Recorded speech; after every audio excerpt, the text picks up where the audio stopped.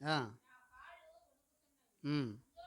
చూడండి అసలేంది. అంజూరపు చెట్లు పూయకుండానను, ద్రాక్ష చెట్లు ఫలింపకపోయినను, ఒలీవ చెట్లు కాపు లేకయుండునను, చేనులోని పైరు పంటకు రాకపోయినను, గొర్రెలు దొడ్డిలో లేకపోయినను, శాలలో పశువులు లేకపోయినను, నేను యెహోవాయందు ఆనందించెదను. నా రక్షణకర్తైన నా దేవుని యందు నేను సంతోషించెదను. ప్రభువు యెహోవాయే నా బలము, ఆయన నా కాళ్ళను లేడి కాళ్ళ వలె చేయును. ఉన్నత స్థలం మీద ఆయన నన్ను నడువజేయును. దేవుడు తన పరిశుద్ధ వాక్యం మనకులో దీవించిన గాక. చిన్న ప్రార్థన చేద్దాం. పరిశుద్ధుడా ప్రేమల తండ్రి, నీ వాక్యము చేత ప్రభువా మీరు మాతో మాట్లాడండి. మమ్మల్ని బలపరచండి, దీవించి ఆశీర్వదించండి. యేసునామములో ప్రార్థించి అడిగి వేడుకుంటున్నాం పరమ తండ్రి. ఆమేన్. మన ప్రభు రక్షకుడు యేసుక్రీస్తు నామములో కూర్చుని మీ అందరికీ నా హృదయపూర్వక వందనాలు. దేవుడు మనల్ని ప్రేమించి ఈ మంచి అవకాశాన్ని ప్రభు మనకిచ్చినందుకు సమస్త మహిమ ఘనత ప్రభావములు దేవునికే కలుగునుగాక. ఆమేన్. దేవుని యొక్క వాక్యంలో ఎందుకు ఈ హబక్కు గ్రంథము ఇంతసేపు మేము అంటే మొత్తం అంతా ఎందుకు చదివించానంటే, వాస్తవానికి ఈ గ్రంథములో దేవుణ్ణి ఆరాధిస్తున్నాడు. ఎవరు అని అంటే హబక్కుకు. ఈ ప్రవక్త అనేటువంటి హబక్కుకు దేవుణ్ణి ఆరాధిస్తున్నాడు. ఏంటి ఆరాధిస్తున్న? హబక్కుకు అంటే అర్థం ఏంటి తెలుసండి? పోరాడేవాడు. చెప్పండి. హబక్కుకు అంటే పోరాడేవాడు, హత్తుకునేవాడు. హబక్ ప్లస్ హక్కూక్, దాన్ని హబక్కూక్ అనే మాట. ఈ మాట హత్తుకునేవాడు, పోరాడేవాడు. పోరాడుతున్నాడు. దేవుని ప్రజల నిమిత్తమై ఈ వ్యక్తి పోరాడుతున్నట్టుగా మనము ఈ లేఖన భాగంలో మనం చూడవచ్చు. దేవుని ప్రజలు తర్వాత మనుషులు తిరుగుబాటు చేస్తున్నప్పుడు దేవుని పక్షంగా ఈ హబక్కూకు అనేటువంటి వ్యక్తి, దేవుని సేవకుడు, ప్రవక్త, దేవుని పక్షంగా, దేవుని ప్రజల పక్షంగా తను పోరాడాడు. దాన్ని తర్వాత చూద్దాం. కానీ ఇక్కడ ముందు ఆరాధన, ఈ 3వ అధ్యాయంలో ఆరాధన చూసిన తర్వాత మనం 1వ అధ్యాయం మనం జ్ఞాపకం చేసుకుందాం. ఈ 3వ అధ్యాయం అంతట్లో మనం చూస్తే దేవుణ్ణి ఆరాధిస్తున్నాడు, దేవుణ్ణి అతను గణపరుస్తున్నాడు, దేవుణ్ణి అతను ఆరాధిస్తూ సేవిస్తున్నాడు. అయితే ఇతను ఎలా సేవిస్తున్నాడు దేవుణ్ణి అని మనం చూస్తే, అంజూరపు చెట్లు పూయకుండినను, చూడండి ఏమని మాట్లాడుతున్నాడు 17వ వచనంలో, అంజూరపు చెట్లు పూయకుండినను, ద్రాక్ష చెట్లు ఫలింపకపోయినను, ఒలీవ చెట్లు కాపులేక యుండినను, చేనులోని పైరు పంటకు రాకపోయినను, గొర్రెలు దొడ్డిలో లేకపోయినను, శాలలో పశువులు లేకపోయినను, నేను యెహోవాయందు ఆనందించెదను. నా రక్షణకర్త అయిన నా దేవుని యందు నేను సంతోషించెదను. ప్రభువుకు యెహోవాయే నాకు బలము. ఏమని చెప్తున్నాడు? దేవుణ్ణి ఆరాధిస్తున్నాడు. శాలలో కదండి, పంట లేకపోయినా, శాలలో పశువులు లేకపోయినా, అంజూరపు చెట్లు కానీ, ద్రాక్ష చెట్లు కానీ, ఒలీవ చెట్లు కానీ, గొర్రెలు కానీ, ఎడ్లు కాసి ఏమీ లేకపోయినా సరే నేను దేవుణ్ణి ఆరాధిస్తున్నాడు. ఆరాధన అనే మాటకు ఇది సరైన నిర్వచనం మనకి హబక్కు గ్రంథంలో. ఆరాధన అనేది ఎలా వస్తుంది అని అంటే, ఆరాధన లైట్లతో, పొగలతో, లేకపోతే మ్యూజిక్తో, డ్రమ్ముతో, కేకలతో వచ్చేది ఆరాధన కాదు. ఆరాధన అనేది దేవుడు ఏమై ఉన్నాడో దాన్ని బట్టి చేసేది ఆరాధన. అది మనం బాగా గమనించుకోవాలి. దేవుని యొక్క సార్వభౌమత్వాన్ని జ్ఞాపకం చేసుకొని, ఆయన యొక్క వ్యక్తిత్వాన్ని, లక్షణాలను, గుణలక్షణాలను జ్ఞాపకం చేసుకొని చేసేది ఆరాధన. తర్వాత దేవుడు మన జీవితంలో ఏదైతే మేళ్ళు చేస్తాడో ఆ మేళ్లను జ్ఞాపకం చేసుకుంటూ చేసేది స్తుతి. మనకి ఏం కావాలో అడిగేది ప్రార్థన. ఈ 3 వ్యత్యాసాలు తెలియకుండా ఈ రోజున క్రైస్తవ ప్రపంచం కొట్టిమెట్టాడుతుంది. చాలామంది, అందరూ కాదు కానీ చాలామంది.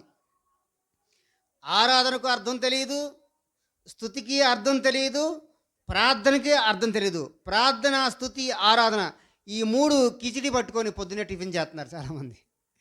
ఈ 3 తెలియక చాలామంది విషాదంలో ఉన్నారు. ఏంటి ఆరాధన? ఆరాధన అంటే ఒక ఆయన ఈ మధ్యన ఈ ఆరాధన మీద పెద్ద దుమారం లేగింది. వాస్తవానికి మీకు తెలియలే, అంటే నాలుగు తెలుస్తుంది. యూట్యూబ్లో ఆరాధన గురించి పెద్ద దుమారం లేగింది. అది పెద్ద చర్చ కార్యక్రమం అయింది. గంటల దాని గురించి చాలామంది స్పీచ్ ఇస్తూ ఉన్నారు. ఆరాధన అంటే ఒక స్టేడియంలో, హైదరాబాద్లోనో, వైజాగ్లోనో, లేకపోతే పలానా పెద్ద స్టేడియంలో మేము ఆరాధన చేస్తున్నాం, మేము ఆరాధన చేస్తున్నాం కాబట్టి ఇంతమంది నిండిపోయారని చెప్పి ఒక ఆయన చెప్తున్నాడు. నేను పేరుని చెప్పలేండి.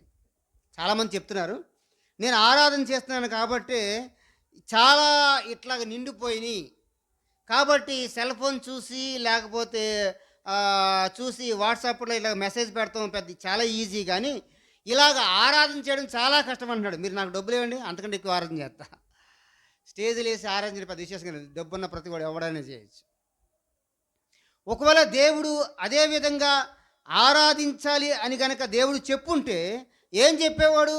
యోహాను సువార్తలో 4వ అధ్యాయంలో సమరయ స్త్రీ దగ్గర ఏమని చెప్పాడు? నన్ను ఆరాధించేవారు. నేను చూడండి 83 పేజీ, పేజీ నెంబర్ 83 పేజీ, యోహాను సువార్త 4వ అధ్యాయము 21 వచనం. అమ్మా, ఒక కాలం వచ్చుచున్నది, ఆ కాలమందు ఈ పర్వతము మీదనైనను యెరూషలేములోనైనను మీరు తండ్రిని ఆరాధించరు కాదు, ఆరాధింపరు. నా మాట నమ్ము, మీరు మీకు తెలియని దాన్ని ఆరాధించువారు, మేము మాకు తెలిసిన దానిని ఆరాధించున్నాము. రక్షణ ఎదురు నుండియే కలుగుతున్నది. అయితే యథార్థముగా ఆరాధించువారు, ఈ మాట చాలా ప్రాముఖ్యమైనది. 4వ అధ్యాయం 23 వచనం యోహాను సువార్త. అయితే యథార్థముగా ఆరాధించువారు ఆత్మతోనూ సత్యముతోనూ తండ్రిని ఆరాధించు కాలము వచ్చుచున్నది అని ప్రభు మాట్లాడుతూ ఏమని చెప్పాడు అంటే, అది ఇప్పుడునూ వచ్చేనది, తన్ను ఆరాధించువారు అట్టివారే కావాలని తండ్రి కోరుచున్నాడు.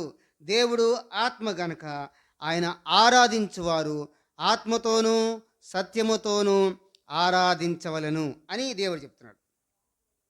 ఏమని చెప్తున్నాడు చూడండి, ఏమని చెప్తున్నాడు అంటే, ఇక్కడ సంభాషణలో ఆ ఎవరికి, ఆ సమరయ స్త్రీకిని యేసు ప్రభు వారికి మధ్యన ఉన్నటువంటి ఆ సంభాషణలో స్త్రీ చెప్పిన మాట ఏంటంటే, అయ్యా ఒక కాలం వస్తుంది, ఆ కాలం మీద చూడండి, ఈ పర్వతం మీద నేను యెరూషలేమునని మీరు ఆరాధించరు, తండ్రిని ఆరాధిస్తారు అని మాట్లాడుతుంటే ప్రభు ఏం చెప్పాడు 23 వచనంలో? అయితే యథార్థముగా ఆరాధించేవారు ఆత్మతోనూ సత్యముతోనూ తండ్రిని ఆరాధిస్తున్నారు అని మాట చెబుతూ, ఆ కాలం ఇప్పుడే వచ్చింది కనుక ఆయన ఆరాధించేవారు ఆత్మతోనూ సత్యముతోనూ ఆరాధిస్తారు. దేవుణ్ణి ఆరాధించేవారు ఆత్మతోనూ సత్యముతోనూ ఆరాధిస్తారు అని చెప్పింది. ఇప్పుడు సత్యముతోనూ ఆత్మతోనూ ఆరాధించే వారికి వాద్యాలు లేవుగా. అప్పుడు దేవుడు అక్కడ వాద్యాలు ముడిపెట్టలేదుగా. అంటే దేవుడికి తెలియదంటారా? పలానా రాబోయే కాలంలో 2026 సంవత్సరంలో పెద్ద పెద్ద గ్రౌండ్లు ఉంటాయి, స్టేజీలు ఉంటాయి, లైట్లు ఉంటాయి, మరి అక్కడ పెద్ద వాద్యాలు ఉంటాయి, కళాకారులు ఉంటారని ప్రభుకు తెలియదంటవా? ఎందుకు రాలేదు? ఇది ముఖ్యం కాదు. పాట పాడేటప్పుడు, ఆరాధన చేసేటప్పుడు, ఆరాధన చేసే సమయంలో మనకున్నటువంటి వాయిద్యాలు ప్రాముఖ్యమైనవి కావు. ఆరాధన చేసిన వాడు, నమ్మి దేవుణ్ణి అందు విశ్వాసముంచి రక్షించబడినవాడు, ఆరాధన చేసినవాడు, ఆరాధన చేసినవాడు పరలోకానికి వెళ్తాడు. కానీ ఆరాధన పాటుతో ఉన్నటువంటి కీబోర్డులు పరలోకం వెళ్ళవు, తబలాలు పరలోకం వెళ్ళవు, ప్యాడ్లు పరలోకం వెళ్ళవు, గిటార్లు పరలోకం వెళ్ళవు, ఫ్లూట్లు కదండి, తర్వాత ఇంకేమైతే ఉన్నాయో ఇన్స్ట్రుమెంట్స్ ఏవి కూడా పరలోకానికి వెళ్ళవు. పరలోకంలో ఇన్స్ట్రుమెంట్తో పని లేదు. పరలోకంలో ఇన్స్ట్రుమెంట్తో పని లేదు. మనమే instrument. We are the instruments of God. మనమే దేవునికి పనిముట్లుగా ఉన్నాం. మనమే దేవుణ్ణి ఆరాధించాలి. అందుకనే దేవుడు చెప్పాడు, ఆయన ఆరాధించేవారు తబలాలు, ప్యాడ్లు, కీబోర్డులు కాదయ్యా, ఆయన ఆరాధించేవారు ఆత్మతోనూ సత్యముతోనూ ఆరాధించాలి. అనుకోవచ్చు, మీరు అనుకోవచ్చు, అయ్య గారు మీరు కీబోర్డులకి, తబలాలకి, ప్యాడ్లకి అంటే ఇన్స్ట్రుమెంట్స్కి మీరు వ్యతిరేకం అంటే, వ్యతిరేకం కాదు, అది మన కొరకు ఉంది. మనము పాట పాడేటప్పుడు, ఆరాధన చేసేటప్పుడు మన శ్రావ్యమైన సంగీతము వినసొంపుగా ఉండడం కొరకు మనం ఏర్పాటు చేసుకున్నటువంటి ఈ వస్తువులే తప్ప ఇవేమీ దేవునికి ఉపయోగకరమైనవి కావు. ఆత్మతో ఉచ్చరింప సఖ్యము కాని మూలుగులతో ఆయన ఆరాధించినా కూడా ఆయన వింటాడు. ఇదిగో ఆ ఇశ్రాయేలు నాకు పెట్టిన మూలుగులు నాకు వినపడి. ఎక్కడంట? హృదయంలో. మూలుగంటే అర్థం ఏంటి? హృదయంలో వారు అనుకున్న, బయటకు కూడా అనుకోలేదు. వారు మూలుగుతుంటే ఆ మూలుగులు కూడా ప్రభువుకు వినపడ్డాయంట. మనకైతే మట్లలో మూలుగులు అర్థమవుతాయి, కానీ ఆ మూలుగులు అర్థం కావు. అయితే హృదయంలో ఉన్నటువంటి ఆ పాట, ఆరాధన దేవునికి వినబడింది. దేవునికి ఇవన్నీ కూడా వినబడతాయి, కానీ మనుషులు చేసేటువంటి ఆరాధనలు చాలా వ్యతిరేకంగా ఉన్నాయి. చూడండి, మనుషులు చేసే ఆరాధన కేకలేయలేదా, డ్యాన్స్లు వేయలేదా అని చెప్పి చాలామంది వాక్యం తెలియకుండా వాటిని వక్రీకరిస్తున్నారు. వాక్యాన్ని తెలియకుండా వారు వక్రీకరిస్తున్నారు. ఎందుకంటే వారికి సరిగ్గా తెలియదన్నమాట. చూడండి ఒకసారి ఆమోసు గ్రంథం చూద్దాం. ఆమోసు గ్రంథం 6వ అధ్యాయం 758 పేజీ, పేజీ నెంబర్ 758. ఆమోసు గ్రంథము 6వ అధ్యాయము అక్కడ ఏం చెప్పాడు? 6వ అధ్యాయము 5వ వచనం చదవండి, ఏముంది అక్కడ?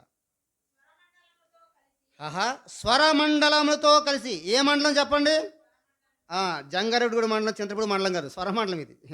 స్వరమండలంతో కలిసి పిచ్చి పాటలు పాడుచు దావీదు వలనే వాయించు వాద్యములను కల్పించుకుందరు. ఏమని చెప్తారంట? వీళ్ళు పిచ్చ పాటలు పాడి. ఏ పాటలు చెప్పండి? బైబిల్లో ఉందా లేదా? మనుషులు ఎలా అంటే వారికి ఇష్టమైనటువంటి వచనాలు తీసుకొని మేము ఆరాధన చేస్తాం. దావీదు వాయించలేదా? దావీదు వాయిస్తే సౌల్లో ఉన్నటువంటి దురాత్మ పోయింది. ఎస్, వెరీ గుడ్, పోయింది. కానీ ఆ వాయిద్యానికి, ఆ సంగీతానికి శ్రావ్యత ఉంది. ఆ సంగీతానికి మనుషులని వినసొంపుగా ఉంటుంది. ఆ సంగీతము మనసుకు ఆహ్లాదం కలిగిస్తుంది. ఆ సంగీతం వల్ల మనిషి యొక్క రోగాలు కూడా పోతాయి కదండి. ఆ సంగీతం వల్ల ఏం కలుగుతుంది చెప్పండి? దేవునికి ఆనందం కూడా కలుగుతుంది. కానీ ఇప్పుడు వచ్చే సంగీతం వల్ల ఏముంటుందంట?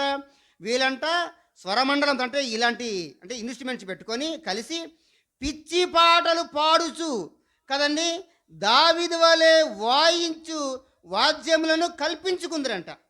ఈ పిచ్చి పాటలు దేవుడు వింటాడండి. ఇప్పుడు దేవుడు చెప్తున్నాడుగా పిచ్చి పాటలని. ఇవే పిచ్చి పాటలు, పిచ్చి పాటలు కదండి. ఇలాగా మళ్ళీ పైగా ఆ పిచ్చి పాటలో కచ్చీపులు ఇలా తిప్పుతూ ఉంటారు, రవేమని తిప్పుతాడు. మీరు యూట్యూబ్లో చూసారా? మా విక్రాంత్ గారు ఎప్పుడు తిప్పట్లేదు, అక్కడికి వెళ్ళినా బాగుండి అక్కడ తిప్పుతారు అనుకుంటున్నారు కదండి. అక్కడ తిప్పుతారు కచ్చీపులు పై తిప్పుతుంటారు, చున్నీలు తిప్పుతూ ఉంటారు, జెండాలు తిప్పుతూ ఉంటారు. మరి ఏం చెప్తారంటే వీళ్ళు దావీదులాగా మేము నాట్యం చేయట్లేదు అన్నారు. అసలు వీళ్ళు బైబిల్ చదువుతాయిగా, ఆమోసు గ్రంథం చదువుతాయిగా, ఆమోసు గ్రంథం చదువుతాయి కదా. దావీదు ఏం చేశాడు? దావీదు కచ్చీపులు తిప్పాడా? దావీదు జెండాలు తిప్పాడా? దావీదు చున్నులు తిప్పాడా? దావీదు అతను కూడా సితారా తీసుకొని శ్రావ్యంగా వాయించాడు. ఆ సంగీతంలో ఏమొచ్చింది? సరే, సంగీతం గురించి వచ్చింది కాబట్టి నేను కొన్ని విషయాలు చెప్తాను చూడండి. అంటే నేను సంగీతంలో పెద్ద విద్వాంసనేం కాదు, నేను సంగీతంలో డీడీ పిహెచ్డీ ఏం తీసుకోలేదు, భాష ఏం తీసుకోలేదు. కానీ ఒక రవ్వ కదండి, ఒక వంతు జీరోతో స్టార్ట్ అయింది కదా మన భారతదేశ ప్రకారం. జీరో తర్వాత 1. సో 1 అయితే నాకు లేదు, కానీ నేను జీరో చెప్తాను చూడండి. జీరో పరిజ్ఞానం ఉంది నాకు ఈ సంగీతంలో. ఇప్పుడు మనకు ఉన్నటువంటి ఈ 2026లో అంటే గత సంవత్సరం మనం చూసాం, కొన్ని పండుగలు వచ్చినప్పుడు జరిగిన సందర్భం ఏంటంటే ఈ డీజేలు పెట్టిన తర్వాత గట్టిగా ఓఫర్లు పెట్టి తర్వాత ఏం చేశారు? గట్టిగా శబ్దం పెట్టిన తర్వాత అంటే మనం వినడానికి వినసొంపుగా ఉన్నటువంటి శబ్ద తరంగి కంటే కూడా ఎక్కువ శబ్ద తరంగిని చేసి ఏం చేశారంటే గట్టిగా ఓఫర్స్ పెట్టారు. ఓఫర్స్ పెట్టిన తర్వాత ఆ బేస్ పెట్టిన తర్వాత ఆ బేస్ వాయిస్కి ఓఫర్స్కి ఏమైనాయంటే దడ అనేప్పటికీ ఏమని చెప్పండి, చాలామంది గుండెలు ఆగిపోయినాయి. మీరు పేపర్లో న్యూస్లో చూశారు, తర్వాత న్యూస్లో కూడా యూట్యూబ్లో కూడా చూశారు కదండి. చాలామంది గుండె హార్ట్ అటాక్ వచ్చింది దానివల్ల. చాలామంది పోలీసులు వారు హెచ్చరించి మీరు ఇక్కడ నుంచి సౌండ్ తగ్గించండి అని చెప్పి కూడా చెప్పారు, డీజేలు వాడదని కూడా చెప్పారు. అది పేపర్లో కూడా ఉంది, అది అందరికీ తెలిసిన విషయమే. ఇప్పుడు ఉదాహరణకి అక్కడ కనుక ఏమవుతుంది? గట్టిగా ఓపర్లు పెట్టి బేస్ పెట్టి వాయిస్తే ఏమవుద్ది? మన ఇంట్లో ఉన్నటువంటి చెంచాలు, స్పూన్లు కదండి, పల్లెలన్నీ ఎగురుతాయా?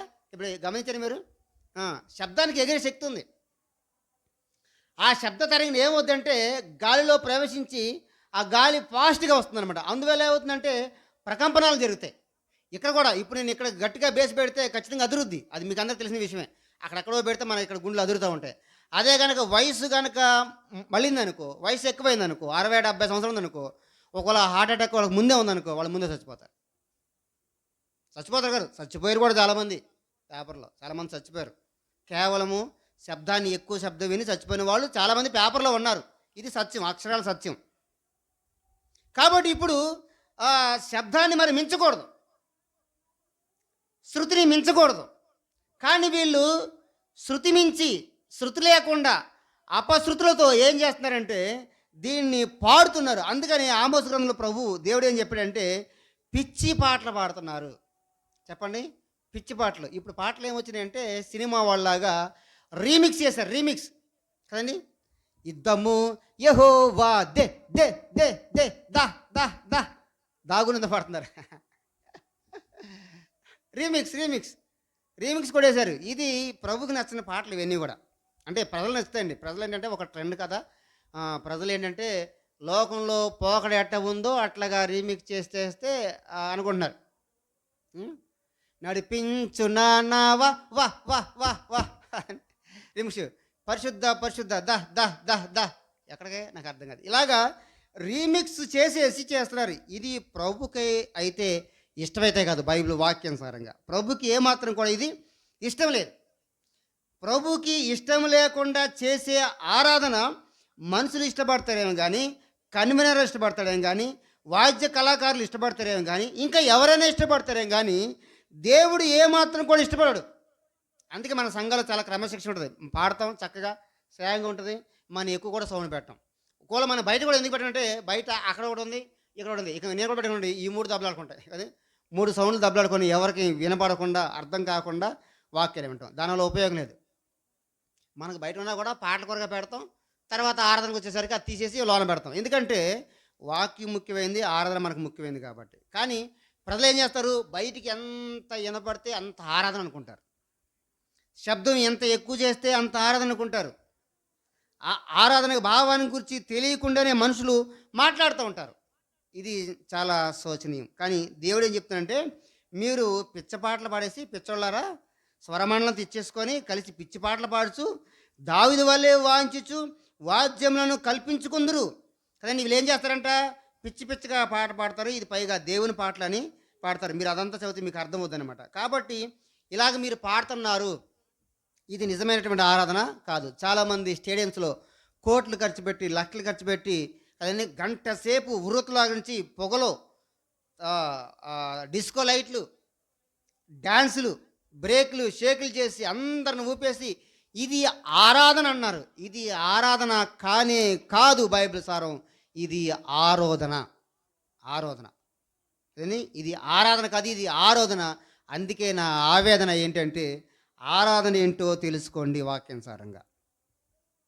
బైబిల్లో ఆరాధన అంటే ఎరిగి ఉండాలి. ప్రభు చెప్పాడు, ఇదిగో నన్ను ఆరాధించేవారు, అది దేవుని ఆరాధించేవారు. ఇదిగో అక్కడిక్కడ కాదయ్యా ఆరాధించేది, మీరు అక్కడ స్టేజ్ల దగ్గర కాదు ఆరాధించవలసింది. ఓకే, అందరు కలిసి చేశారు, అది వేరే విషయం. అక్కడక్కడ కాదు, మీరు ఆరాధించేవారు ఆత్మతోనూ సత్యముతోనూ మీరు ఆరాధించాలి. సత్యం అంటే క్రీస్తు, ఆరాధన కదండి. క్రీస్తుని కలిగి లోన కలిగి ఆత్మలో మీరు ఆరాధించాలి, అది నిజమైన ఆరాధన అని చెప్పి ప్రభువారు సమరయ స్త్రీకి చెప్పేశారు. ఆరాధన భావాన్ని మార్చేశారు. పాటలు రీమిక్స్ చేయడం ఆరాధన అనుకున్నారు కదండి. ఎక్కువ పెట్టి ఆరాధన హల్లే లూయా అనగానే ఏమో చెప్పండి, మీకు ఏమొద్ది వినిపించిన? మీకు హల్లే లూయా అంటే, హల్లే లూయా అంటే లోయ లోయ లోయ అంటది. మీకు వినిపించిన ఒకసారి ఎక్కువ హల్లెలూయా హల్లెలూయా హల్లెలూయా.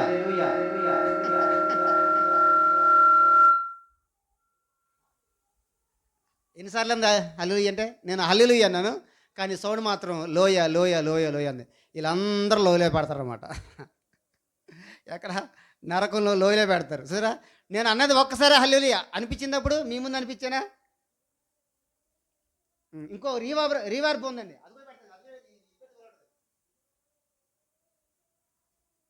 హల్లెలూయా.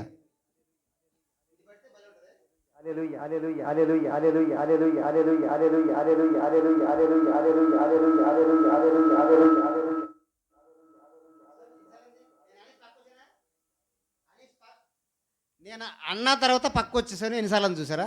అది ఎఫెక్ట్ అన్నమాట. ఇప్పుడు మనుషులు ఎఫెక్ట్కి ఎఫెక్ట్ అయిపోయి కదండి, ఇది నిజమైన ఆరాధన ఫిట్ అయిపోయారు. ఇది ఎఫెక్ట్ కాదు, ఫిట్ కాదు, యు ఆర్ అన్ఫిట్ అండ్ గన్ఫిట్ అంతే కదండి. ఇది ఎఫెక్ట్ వల్ల ఉపయోగం లేదు. లేనిపోయిన ఎఫెక్ట్లు అంటే సౌండ్ సిస్టంలో పెట్టేసుకొని దేవుని ఆరాధించడమే అనుకుంటున్నారు. ఆరాధన అంటే మనకు మనం ఇచ్చేసుకోవడమే ఆరాధన. చూస్తారా ఒకసారి రోమపత్రిక, ఒకసారి రోమపత్రిక 12వ అధ్యాయం, త్వరగా రోమపత్రిక 12వ అధ్యాయం. ఏముంది అక్కడ ఆరాధన అంటే?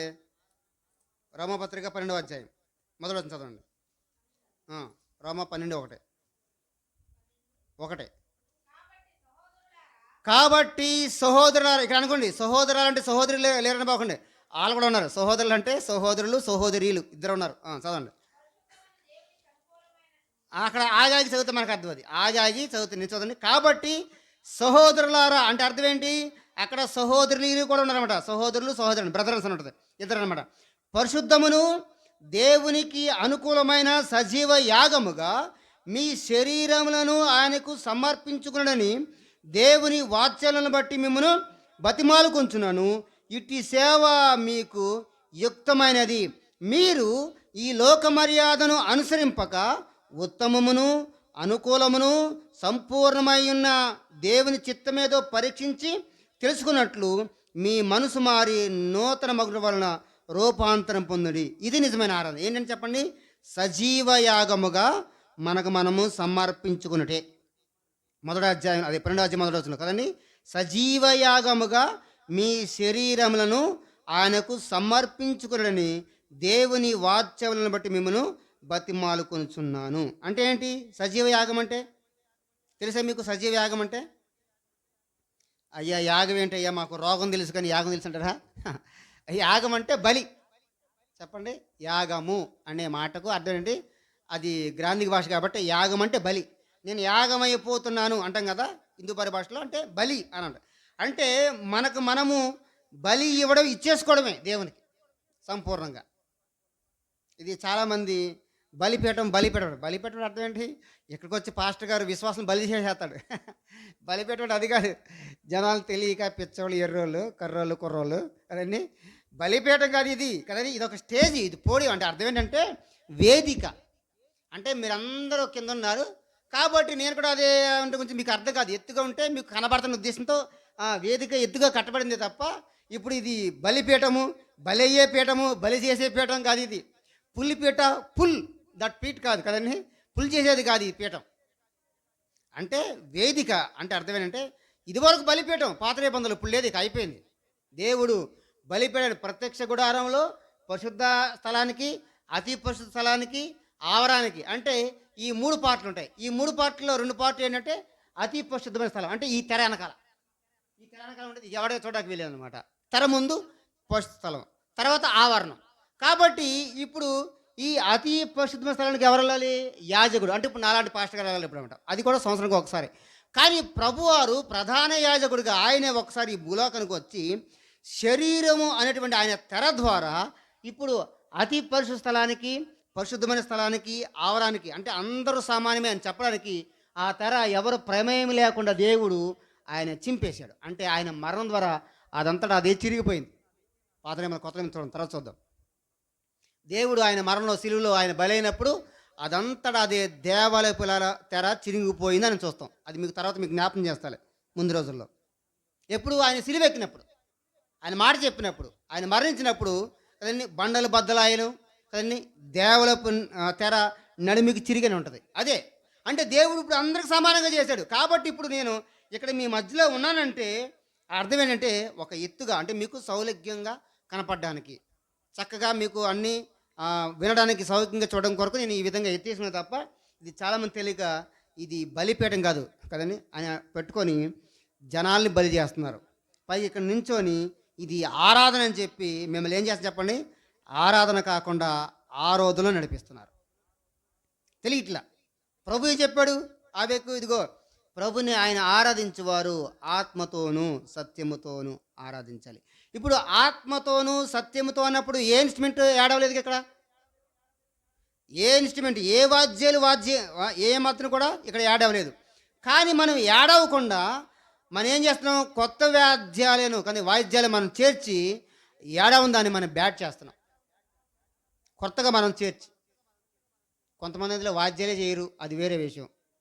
వాద్యాలు పెట్టుకోవచ్చు, అది మన కొరకే కదండి. వాయిద్యాలు కేవలము మన కొరకు మాత్రమే. దేవునికి వాయిద్యాలతో పని లేదు కానీ వాయిద్యాలతో అవసరం లేదు. మనమే ఒక సంగీతం, మనమే ఇన్స్ట్రుమెంట్స్, మనమే దేవునికి పనిముట్లుగా మనం పని చేయాలి, మనమే దేవుని కొరకు పని చేయగలగాలి. అందుకని ఇక్కడ ప్రభువు మాట్లాడుతున్న విషయం ఏంటంటే ఆయన దేవుని ఆరాధించేవారు ఆత్మతోనూ సత్యముతోనూ ఆరాధిస్తారు అని చెప్పి అక్కడ చెప్పాడు. ఏంటంటే ఆత్మతోనూ సత్యంతో చెప్పగానే ఆ సమస్య చెప్పింది నిజమే కదండి. ఆ క్రీస్తుమైన మెస్సయ్య మాకు వచ్చునని మాకు తెలుసు, ఆయన వచ్చినప్పుడు మాకు సమస్తమును చెబుతాడని చెప్పి ఆ సమర స్త్రీ యేసు ప్రభు వారికి చెప్పింది. అయితే ఇక్కడ ఇప్పుడు మన హబక్కు గ్రంథానికి వద్దాం. ఏం చేశాడు అక్కడ అంటే ఆరాధన చేశాడు. ఏంటి ఆరాధన చెప్పండి? ఏదైనా ఉంటే ఆరాధన కాదు, ఏమీ లేకపోయినా. మీరు చూసారా ఒకసారి? మీరు ఆరాధన చేసేటప్పుడు ఎప్పుడైనా గమనించండి. ఇది మీకు ఒక మంచి మాట. ఒకవేళ పెద్ద పెద్ద స్టేజ్లు పక్కన పెడదాం కాసేపు. ఒకవేళ చిన్న చిన్న మీటింగుల్లో, సభల్లో గట్టిగా ఆరాధన చేస్తారు కదా. సరే, పెద్ద సభలు కూడా ఇది జరుగుతుందండి. అంటే పెద్ద సభల్లో వాటిలో ఏమిటంటే జనరేటర్లు పెడతారు కాబట్టి మీకు పెద్ద ఐడియా ఉండదు. ఇట్లా లోకల్లో జరిగేటువంటి మీటింగ్స్ అంటే జనరేటర్ లేకుండా, సభ ఇది కరెంటు సప్లై లేకుండా ఇప్పుడు ఏం చేస్తారంటే సభలు పెట్టినప్పుడు ఆరాధన చేస్తారు కదా. ఈ ఆరాధన చేస్తున్నప్పుడు బాగా వినండి, బాగా వినాలి. ఆరాధన చేస్తున్నప్పుడు కరెంటు పోయిందనుకోండి, ఏం చేస్తారు? ఆరాధన చేస్తారండి. ఆరాధన అనుకుందాం. అసలు అప్పుడు చేసేది ఆరాధన కాదు, మన ప్రార్థన చేసిన ఆరాధనే, బైబిల్ చదివిన ఆరాధనే కదండి, వాక్యానుసారంగా జీవించడం ఆరాధన ఇదే కదండి. మనకు మనం సమర్పించుకుని నిజమైన ఆరాధన మీకు ముందే చెప్పేశాను. కాబట్టి ఇవన్నీ ఆరాధనలే. కానీ ప్రత్యేకంగా మనం ఒక అరగంట కేటాయించి మన ఆరాధన చెప్పుకున్నాం, అది వాస్తవానికి అది కరెక్ట్ కాదు. సరే, అదైనా కరెక్ట్ అని మనం అనుకుంటే, ఇప్పుడు ఆరాధన చేసినటువంటి ఆ సమయంలో కనుక కరెంటు పోయిందనుకోండి, ఏం చేస్తారు? వెంటనే ఆపేసి అందరికి వచ్చిన పాట పాడండి రా, హల్లెలూయా స్తుతి మహిమ, దేవుని స్తుతించండి పాట పాడతారు కదా. అందరికి వచ్చిన పాట దేవునికి స్తుతించండి, హల్లెలూయా స్తుతి మహిమ అంటారు. అప్పుడు మళ్ళీ కరెంట్ వచ్చిన తర్వాత మళ్ళీ ఏం చేస్తారు? అప్పుడు మళ్ళీ ఆరాధన చేస్తుంటారు. అంటే ఆరాధన ఆగిపోయిందా కరెంట్ పోయినప్పుడు? కరెంటు పోతే ఇప్పుడు ఆరాధన ఆగిద్దా? ఇప్పుడు నా ప్రశ్న. మరలా జనరేట్ చేసేంత వరకు కూడా ఆరాధన స్టార్ట్ అవ్వదు. మరలా ఇన్స్ట్రుమెంట్లు అన్నీ రెడీ చేసుకొని, ల్యాప్టాప్ రెడీ చేసుకొని, ప్యాడ్, కీబోర్డు, గిటార్ అన్నీ రెడీ చేసుకొని, కీకి అని అనేప్పటికీ ఆరాధన స్టార్ట్ అవ్వదు. మరి ఆరాధన మధ్యలో ఎందుకు ఆగింది ఇప్పుడు? అంటే ఇది నిజమైన ఆరాధన. అంటే వీళ్ళ ఆరాధన దేని మీద ఆధారపడింది? కరెంటు మీద ఆధారపడింది. వీళ్ళ ఆరాధన మ్యూజిక్ మీద ఆధారపడింది. వీళ్ళ ఆరాధన గిటారు, ప్యాడ్, తబలా, కీబోర్డు కదండి, వయలిన్, వీటి మీద ఆధారపడింది. కరెంటు పోగానే ఆరాధన బుస్తుస్మంది, అయిపోయింది. ఆరాధన అయిపోయింది. కానీ ప్రభు అలా చెప్పలా. నన్ను ఆరాధించువారు ఆత్మతోనూ సత్యంతో చెప్పాడు కదండి. అవన్నీ ఉండే కాదు. సమయంకి వస్తే ఉంటే, సమయం లేకపోతే ఉండవు. కరెంట్ ఉంటే ఉంటే, కరెంట్ లేకపోతే ఉండవు. పని చేస్తే ఉంటే, పని చేస్తే ఉండవు. కానీ పని చేసి ఏం చెప్పండి? ఆత్మతోనూ సత్యముతోనూ నన్ను ఆరాధించాలి. ఎంతమంది ఇలా ఆరాధిస్తున్నారు బయట కదండి? ఎంతమంది బయట ఆరాధిస్తున్నారు? ఈ విషయం తెలియక చాలామంది పెద్ద గొడవ అయింది. అందుకే చెప్తున్నాను మీకు, ఊరిని చెప్పట్లా. వీటిలో పెద్ద రచ్చయింది ఇది ఆరాధన. కరెక్ట్ వాక్యానుసారంగా కరెక్ట్ చేస్తుంటే దాన్ని ఒప్పుకోక చెప్పండి, ఇది పెద్ద ఈజీ కాదు, ఇంతమంది నిండాలంటే ఇది పెద్ద ఈజీ కాదు అంటాడు. ఏంటి ఈజీ కాదు? డబ్బులు ఇస్తే ఎవడన్నా వస్తాడు, డబ్బులు ఇస్తే ఎవడన్నా వస్తాడు, లేదా చూడడానికి వస్తాడు ఎవరినో. అది కాదు ఆరాధన, అది కాదు. మీరు పిచ్చి పేటలు పాడి దావీదు వలె నాట్యం ఆడుతున్నారని మీరు చెప్తున్నారు. ఇది దేవునికి నిజమైనటువంటి ఆరాధన కాదు అన్నాడు కదా. ఇది నిజమైనటువంటి ఆరాధన కాదు, ఎందుకంటే ఇది దేవునికి మంచి ఆరాధన కాదు. కాబట్టి ఆయన ఎలా ఆరాధించాలి? ఇప్పుడు మనం చదువుకున్నాం కదా హబక్కు గ్రంథంలో 772 పేజీ, 772 పేజీలో ఏమని చెప్పాడు ఆరాధన అంటే? 17వ వచనంలో హబక్కు ఏం చెప్పాడు చెప్పండి? అంజూరపు చెట్లు పూయకును, అబ్బో అంజూరపు చెట్లు లేవా, అయినా నేను ఆరాధిస్తాను. ద్రాక్ష చెట్లు ఫలింపకపోయినను, ఒకవేళ ద్రాక్ష చెట్లు ఫలించలేదా, అయినా నేను ఆరాధిస్తాను. ఒలీవ చెట్లు కాపు లేక అయినను, అయినా నేను ఆరాధిస్తాను. చేనులోని పైరు పంటకు రాకపోయినను, అయినా నేను ఆరాధిస్తాను.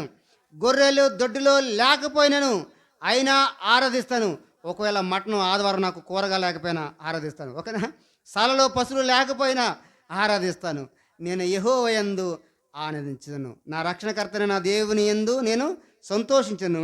ప్రభువుకు యెహోవాయే నాకు బలం అన్నాడా? లేకపోతే మటనే నాకు బలం, చికెనే బలం, ఫిషే బలం అన్నాడా? చెప్పండి. ప్రభువుకు యెహోవాయే నాకు బలం అన్నాడు, అంతేగాని ఆదివారం నాకు మటనే బలం, చికెన్ బలం అనలేదు. అంటే ఇప్పుడు ఆరాధించడం అనేది దేని మీద ఆధారపడిందంటే, దేవుడు ఏమై ఉన్నాడో దాన్ని బట్టి ఆరాధించాలి. అది ఆరాధన. ఫస్ట్ అండ్ మంచి విషయం ఏంటంటే, దేవుడు ఏమై ఉన్నాడో అది ఆరాధన. దేవుడు మనకి ఏం చేశాడో అది స్తుతి. దేవుడు మన జీవితంలో చాలా మేలు చేశాడు కదా, మనందరూ తెలుసు. మనం రక్షించాడు, పాపం నుంచి విమోచించాడు, మన కొరకు సిలువ ఎక్కాడు కదండి, రక్షణ ఇచ్చాడు కనుక ఇంకా వ్యక్తిగతంగా కొన్ని చాలా అవసరం ఉంటాయి. ఉద్యోగం ఇచ్చాడు, వ్యాపారం ఇచ్చాడు, ఇవన్నీ మనం చేసిన దేవుని కృతజ్ఞత. ఇది చెప్పేది చెప్పండి. చెప్పండి, ఇది స్తుతి. ఆరాధన అంటే ఆయన ఏమైనాడో చేసేది ఆరాధన. తర్వాత మనల్ని బట్టి ఏమైతే దేవుడు మనకేమిచ్చాడో చెప్పేది స్తుతి, అంటే కృతజ్ఞత స్తుతి. తర్వాత మనకి ఏం కావాలో అడిగేది ప్రార్థన. మూడు ఉన్నాయి మొత్తం ప్రార్థనలో. ఈ మూడు తెలియకుండా దాన్ని చాలామంది పిచ్చిగా మాట్లాడుతున్నారు బయట. సరే, ఇక్కడ ఈ హబక్కుకు ఏం చేశాడంటే దేవుణ్ణి ఆరాధించాడు. ఏం చెప్పాడు అని అంటే, ప్రభువా ఇవన్నీ కలిగి ఉన్నప్పుడే కాదు కదండి, ఇవన్నీ కలిగి ఉన్నప్పుడే కాదు నిన్ను ఆరాధించేది, ఇవన్నీ నాకు లేకపోయినా సరే నేను ఆరాధి. ఎందుకంటే నా బలము శాలలో లేదు, నా బలము ద్రాక్ష తోటలో లేదు, నా బలము అంజూరపు చెట్లో లేదు కదండి, నా బలము చూడండి గొర్రెల దొడ్లో లేదు, నా బలము ఎక్కడా లేదు. నా బలము చెప్పండి నీ యందే, నా బలము నీ యందే ఉంది. కాబట్టి నేను నిన్ను బట్టి ఆరాధిస్తాను. ఆరాధన అనేది ఎప్పుడో ప్రారంభమైందండి. ఆరాధన మనుషులు ఈ భూలోకంలో పుట్టక మునుపు, సృజించక మునుపు ఆరాధన ముందే ప్రారంభమైంది. యెషయా గ్రంథంలో మనం చూస్తే చూడండి ఒకసారి, యెషయా గ్రంథంలో ఆరాధన చూద్దాం. యెషయా గ్రంథంలో ఏముంది? 6వ అధ్యాయమేనా? సైన్యములకు అధిపతి యెహోవా, మొదటి అధ్యాయం 6వ అధ్యాయం మొదటి వచనంలో, సైన్యములకు అధిపతి యెహోవా పరిశుద్ధుడు పరిశుద్ధుడని గాన ప్రతిగానం చేయబడుచు. 6వ అధ్యాయం 573 పేజీ నెంబర్ 573, 6వ అధ్యాయం. అక్కడ ఏం కనబడుతుంది? రాజైన ఉజ్జియా పొందిన సంవత్సరములో అత్యున్నతమైన సింహాసనం ముందు ప్రభు ఆసనుడై ఉండగా నేను చూచితిని. ఆయన చొక్కాయి అంచులు కదండి, మనకు అర్థం, చొక్కాయి అంచులు దేవాలయం నిండుకొనెను. ఆయనకు పైగా శరాపులను, అంటే ఎవరు? దేవదూతలు అంటే వీళ్ళు కదండి, మహాదూతలను కింద పుట్టినట్టు ఉంది. దేవదూతలు నిలిచి ఉండిరి, ఒక్కొక్కరికి 6 రెక్కలు ఉండెను. ప్రతివాడు 2 రెక్కలతో తన ముఖమును కప్పుకున్నాడు. ఎందుకని? దేవుని యొక్క తేజస్సును చూడలేక. 2తో తన కాళ్ళను కప్పుకొనుచు, 2తో ఎగురుచు. కానీ 2తో ఏం కప్పుకున్నారు చెప్పండి? ముఖాన్ని కప్పుకున్నారు. ఇంకో 2 రెక్కలతో కాళ్ళను కప్పుకున్నారు. అంటే ఏం కనపడలా. మరొక 2 రెక్కలతో ఎగురుచు ఏం చెప్తున్నారంట? వారు సైన్యములకు అధిపతియగు యెహోవా పరిశుద్ధుడు పరిశుద్ధుడు పరిశుద్ధుడు, సర్వలోకము ఆయన మహిమతో నిండి ఉన్నదని గొప్ప స్వరముతో గాన ప్రతిగానాలు చేయి. ఏం చెప్పండి? సైన్యములకు అధిపతి యెహోవా పరిశుద్ధుడు పరిశుద్ధుడు పరిశుద్ధుడు అని ఏం చేస్తారంటే చెప్పండి? గాన ప్రతిగానాలు చేస్తున్నారంట. మొత్తం అంతా కూడా నిండి చెప్పండి దేవుని యొక్క గానముతో ఏమి నిండి ఉంది అక్కడ చెప్పండి? అక్కడ మాట సర్వలోకము ఆయన మహిమతో నిండి ఉంది. సర్వలోకము ఆయన మహిమతో నిండి ఉంది. కానీ ఇప్పుడు స్టేజ్ల మీద పొగతో నిండి ఉంది. అదండి ఆరాధన. ఆరాధన ఎలా నిండి చెప్పండి? లైట్లతో, డిస్కో లైట్లతో నిండి ఉందన్నమాట ఆరాధనకి, పొగలతో నిండి ఉంది. కానీ ఇక్కడైతే దేవుని మహిమతో సర్వలోకము నిండి ఉంది. ఆయనే పరిశుద్ధుడు పరిశుద్ధుడు పరిశుద్ధుడు. 3 సార్లు చెప్తే నాకు అర్థం ఏంటంటే, యూదుల ప్రకారము వాళ్ళకి అర్థం ఏంటంటే ఇది కరెక్ట్ అని అనమాట, ఇది ఖచ్చితం అని చెప్పడానికి కొరకు, ఇది ఖచ్చితము అని చెప్పడానికి 3 సార్లు ఉపయోగిస్తాడు. 3 సార్లు చెప్పాను చూసావా, నువ్వు 3 సార్లు అంటే ఖచ్చితం అని అర్థం అని 3 ముళ్ళు వేస్తాడు చూసావా, ఖచ్చితం అర్థం, అది అర్థం, అంతే తప్ప ఇంకేం కాదు. అంటే ఖచ్చితం అని చెప్పడానికి 3 అనే పదము అప్పుడు ఉపయోగించేవాళ్ళు పాత నిబంధనలో. ఇప్పుడు అవసరం లేదులేండి. అప్పుడు అంటే వాళ్ళ భాష, దేవుడు పెట్టింది కాదు, వీళ్ళు యూదులకు భాష. అంటే 3 సార్లు కనుక అంటే కనుక అయిపోయినట్టే. కాబట్టి ఇక్కడ ఈ పరిశుద్ధుడు పరిశుద్ధుడు పరిశుద్ధుడు అంటే ఇక ఆయన ఒక్కడే పరిశుద్ధుడు, ఆయన తప్ప వేరొక పరిశుద్ధుడు లేడు. కాబట్టి మహిమంతా కూడా ఆయనకే చెందాలి. కానీ ఇప్పుడు ఏం జరుగుతుంది? ఇప్పుడు ఆరాధనలో ఏం జరుగుతుంది చెప్పండి? ఇప్పుడు ఆరాధనలో ఏం జరుగుతుంది? శాలల్లో పశువులు లేకపోయినా, లేకపోతే అంజూరు చెట్లు పూయకుండినా, ద్రాక్ష చెట్లు లేకపోయినా, ఒలి చెట్లు లేకపోయినా, గొర్రెల్లో దొడ్లు లేకపోయినా, ఇవేమి లేకపోయినా నిజంగా ప్రజలు ఆరాధిస్తున్నారు. అక్కడ ఆరాధించడానికి మంచి మంచి డ్రెస్సులు కావాలి, కోట్లు కావాలి, షూట్లు కావాలి, బూట్లు కావాలి, మంచి మ్యూజిక్ కావాలి, ఆర్కెస్ట్రా కావాలి, ఇవన్నీ స్టేజ్ మీద ఉండాలి, ఆ కరెంట్ ఉండాలి, అప్పుడు ఆరాధన వస్తుంది. కరెంట్ పోయిందా ఆరాధన బుష్, ఒక దెబ్బ తగిలిపోయింది ఆరాధన. మరి ఏమైంది వీళ్ళ ఆరాధన? నాకు అర్థం కాల. స్టేజ్ల మీద ఆరాధన వాక్యం ఏదో చెప్తున్నారు, వాక్యాన్ని వక్రీకరించి చెప్పేసి క్రైస్తవ విశ్వాసుల క్రైస్తవ చెవుల్లో నూరుపసేస్తున్నారు. ఆరాధన అంటే ఇదేమో అని చెప్తున్నారు. కానీ ఆరాధన అంటే ఏముంది? మనం ఆమోస్ గ్రంథం చదివాక పిచ్చి పీతలు పాడుతున్నారని ఉంది ఆమోస్ గ్రంథంలో. ఆరాధనకు ఒక భావం తెలియకుండా, వ్యక్తీకరించకుండా ఏం చేస్తున్నారు? హృదయంలో కదా ఆరాధన ప్రారంభమవలసింది. మనల్ని బట్టి సంగీతం ప్రారంభించబడాలి. ఇప్పుడు సంగీతం అనేది ఎలా ఉండాలి చెప్పండి? పాట పాడే వ్యక్తికి ఏం చేయాలంటే, పాటకి అనుగుణంగా నడిచేది సంగీతం. ఇప్పుడు ఆరాధన చేసినప్పుడు ఎవరు కనపడాలి? ఉదాహరణకి ఇప్పుడు నేను ఆరాధన చేస్తున్నానండి, వెరీ గుడ్, నేనే ఆరాధన చేస్తాను, గట్టిగా పాడాను, గంట పాడాను, శ్రావ్యంగా మంచి మ్యూజిక్ ఇన్స్ట్రుమెంట్ పాడాను. ఇప్పుడు మ్యూజిక్ అంతా అయిపోయిన తర్వాత విక్రమ్ గారు మీరు బాగా పాడారని అనుకోండి, కథం, నేను అయిపోయినట్టే, నేను నరకానికి వెళ్ళినట్టే. పాట పాడడం వల్ల మీరు నన్ను చూడకూడదు. పాట పాడినప్పుడు మీరు ఎవరిని చూడాలి చెప్పండి? ఎవరిని చూడాలి? ప్రభువుని చూడాలి. అది పాటల ఉద్దేశం. ఆరాధన చేసినప్పుడు ఎవరిని చూడాలి మీరు అని అంటే, ఇన్స్ట్రుమెంట్స్, వాయిద్యాలు, వాద్యకారిని, కళాకారుని, లేకపోతే పాడేవాడిని, గాయకుని కాదు. గాయకుడు గాయపరిచేవాడు కదండి. వాద్యకారులు కాదు, ఇవి కాదు. మనం ఈ పాట ద్వారా, ఈ సంగీతం ద్వారా ఎవరిని మహిమపరచాలి అని అంటే దేవుడు చూడాలి కదండి. మీరు ఏం చేస్తారు? మీరు పాట పాడతారు కదా, సరే ఇంకొంచెం కిందకు వద్దాం మీకు అర్థమవడానికి. ఇప్పుడు పిల్లలు, చిన్న పిల్లలు ఉయ్యాల ఊతంగా, ఉయ్యాలు వేసినప్పుడు మీరు పాట ఉయ్యాల ఊపుతుంటారు కదా, ఉయ్యాల ఊతుంటే పాట పాడతారు. పాట పాడినప్పుడు పక్కన వచ్చి ఆహా భలే పాడుతున్నావని మేము చూస్తారా, పిల్లలు చూస్తారా? దాన్ని ఉయ్యాల జంపలు పాడతారు కదా, పాట నాకు తెలియలేండి, మీ పాట కదా, ఆడల పాట నాకు తెలియదు కదా. ఇలా పాడుతున్నప్పుడు గట్టిగా గట్టి ఊపేశారు అనుకోండి, ఉయ్యాల ఎగిరి అలా పడింది అనుకోండి, ఏమవుద్ది? మీరు పాట ఆపుతారా, పిల్లల్ని చూస్తారా? ఇప్పుడు ఎవరు పాట పాడేది? ఎవరికి? పిల్లడికనా, మీకోసమా, పక్కల కోసమా? కానీ పాట పాడేది మీరు పిల్లడి కోసం, పక్కింటి ఆమె కోసం కాదు, మీ ఆయన కోసం కాదు, మీ తమ్ముడు కోసం కాదు, మీ పిల్లల కోసం కాదు. ఎవరి కోసం చెప్పండి? ఆ రోజు ఆ పిల్లడు నిద్రపోవడం కోసం మీరు పాడారు. మీ పాటను బట్టి పిల్లడు నిద్రపోయాడు. పిల్లడు పాడండి, మీరు ఎలా పాడతారు? పిల్లడు ఉయ్యాల జంపాలి అంటారు గట్టిగా. ఎంత శ్రావ్యంగా ఉంటుంది ఉయ్యాల. బెరుతాడా? హై కింద శబ్దం చేసిన చేయదు, అల్లరి ఆ తీగకి కొన్ని ఉంటాయి ఇన్స్ట్రుమెంట్, అంటే కంజర్ లాంటి, బుడగలు లాంటి ఇలా ఉంటాయి. అప్పుడు చేయండి, వాడు మెలుకుంటూ చేస్తాం. కానీ నిద్రపోతున్నప్పుడు మాత్రం ఆ పాట పాడాలి కదండి చక్కగా. వాడు విని ఏం చేస్తాడని ఆ ఊపేదానికి, వినేదానికి చక్కగా హాయిగా ఉండి చక్కగా అలా నిద్రపోతుంటాడు. అది శ్రావ్యం. అంటే మీరు పాడిన పాటని వాడు ఆస్వాదించి, ఆనందించి నిద్రలోకి వెళ్ళాడు. ఇది మీకు అర్థమని చెప్పిన మాట. ఇప్పుడు మనం పాట పాడినప్పుడు దేవుడు వింటున్నాడా అనేది నా భావం. ప్రభువు కూడా చెప్పింది అదే. ఆయన ఆరాధించేవారు ఆత్మతో సత్యంతో అన్న మాట ఏంటంటే, నీ ఆరాధన ప్రభు అంగీకరించాలి కదా. నువ్వు చేసే ప్రార్థన దేవుడు వింటున్నాడా? దేవుడు కాదు కదా, పక్కన కూడా ఇంట్లో అరే సౌండ్ తగ్గించరా అంటున్నాడు, కాసేపు డీజే తగ్గించండి కాసేపు అంటున్నాడు కదా, అంత ఎక్కువగా వాయించబాకంటారా అంటున్నారు. అంటే ఇప్పుడు ఏంటి? మనుషులే వినలేని సంగతి ఉంటుంది, దేవుడు ఎలా అంటాడు చెప్పండి? మనుషులే పిచ్చలయ్యే కదండి, మనుషులే రకరకాల మ్యూజిక్ రీమిక్స్ కావాలని కోరుకునేవాళ్ళు. అలాంటి వాళ్ళే గట్టిగా పెట్టినప్పుడు వినలేక మాకు గుండె నొప్పి ఉంది, హార్ట్ అటాక్ ఉంది అని చెప్పి వాళ్ళే వినలేకపోతుంటే, దేవుడు అల్లరికి కర్త కాదు. కాబట్టి అలాంటి దేవుడు, క్రమం కలిగినటువంటి దేవుడు, క్రమం లేకుండా అక్రంగా నీవు ఇచ్చినట్టు పాడి ఇష్టం ఆరాధన చేసి ఇది ఆరాధన అని చెప్పి మనుషులను భ్రమపరుస్తుంటే దేవుడు ఎలా వింటాడు అనేది పెద్ద ప్రశ్న అనమాట. అందుకని ఇందాక చదివాను కదా, ఆమోసు గ్రంథంలో 6వ అధ్యాయంలో ఏముంది? 6వ అధ్యాయంలో మరలా చదువుతున్నాడు. 6వ అధ్యాయం 5వ వచనంలో స్వరమండలంతో కలిసి పిచ్చి పాటలు పాడుచు దావీదు వలనే వాయించుచు వాద్యములను కల్పించుకుందరు. అది ఇలాంటి పిచ్చి పాటలు పాడతారంట.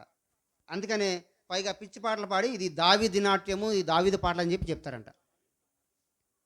కాబట్టి దేవునికి ఇది ఏమాత్రం కూడా ఇష్టం లేనటువంటి ఆరాధన. అందుకని హబక్కుకు చెప్పాడు. చెప్పండి మరి హబక్కు అంటే అర్థం ఏంటి? మీకు ఇందాక చెప్పానుగా, చెప్పండి. పోరాడేవాడు. హబక్కు అంటే అర్థం చెప్పండి. పోరాడేవాడు, తర్వాత హత్తుకునేవాడు. హబక్ ప్లస్ హక్కుక్ అంటే హబక్ అనే మాటకు పోరాడేవాడు, హక్కుక్ అనేవాడు హత్తుకునేవాడు, పోరాడేవాడు హత్తుకునేవాడు. అది హబక్కు గుర్తుందా మీకు? హుక్ అంటే మళ్ళీ హుక్ సాంగ్కి వెళ్ళేవాళ్ళు మీరు కదండి, అది కాదు, హబక్కు కదండి. కాబట్టి దేవుణ్ణి హత్తుకున్నాడు, పోరాడాడు. ఎవరు పోరాడాడంటే ప్రజల పక్షంగా తను పోరాడుతున్నాడు కదండి, ప్రజల కొరకు తను పోరాడుతున్నాడు. ఇప్పుడు ఆరాధన కానీ మంచి భావాన్ని ఈ హబక్కుకు తీసుకొచ్చిన మాట ఏమిటంటే, నాకు ఏమీ లేకపోయినా ఆరాధించేదే నిజమైనటువంటి ఆరాధన. అది అసలు ఆరాధన. ఏబు గారు చెప్పారు, యెహోవా ఇచ్చాను, యెహోవా తీసుకొని పోయాను. తల్లి గర్భంలోంచి నేను దిగంబారిగానే ఈ లోకానికి వచ్చాను, మరలా దిగంబరిగాని ఈ లోకాన్ని విడిచిపెట్టి వెళ్ళిపోతాను. కాబట్టి నాకున్న లేకపోయినా మొత్తం చచ్చిపోయిన అన్నీ పోయినా కూడా ఏం చెప్తానంటే యెహోవాకు నామానికి స్తుతి కలుగును గాక, మహిమ కలుగును గాక. అది ఆరాధన. ఎవరు చెప్తారండి ఆరాధన ఇలాగా? చెప్పండి ఇప్పుడు. ఇలాగ ఆరాధించే వాళ్ళని వాళ్ళకి ఏమి లేకుండా కూర్చోబెడితే ఆరాధిస్తారా? అది నిజమైనటువంటి ఆరాధన. సరే, ఇది ఆరాధన చేశాడు. దీనికి ముందే ఏం చేశాడు? ఇంకా మూడో మూడో అధ్యాయంలోనే మొదలు హబక్కు గ్రంథం 771 పేజీ, పేజీ నంబర్ 771 పేజీలో మూడో అధ్యాయులు ఏం చెప్తున్నాడు?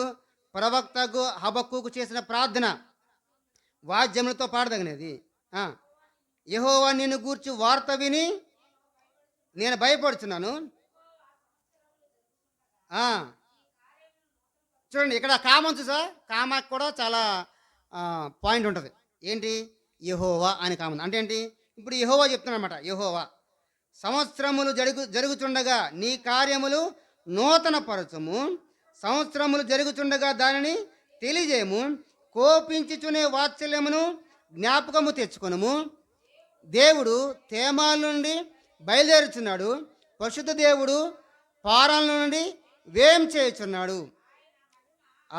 ఆయన మహిమ ఆకాశ మండలమంతటను కనబడుచున్నది, భూమి ఆయన ప్రభావముతో నిండినది, సూర్యకాంతితో సమానమైన ప్రకాశము కనబడుచున్నది. ఇంకా చాలా ఉన్నాయండి, చాలా చాలా చాలా అక్కడ. దేవుడు ఏం చేస్తాడంటే, దేవుడు మనకి ఇచ్చిన మాట ఏంటంటే, ఇదిగో సంవత్సరం జరుగుతుండగా నీ కార్యములు నూతన పరచము.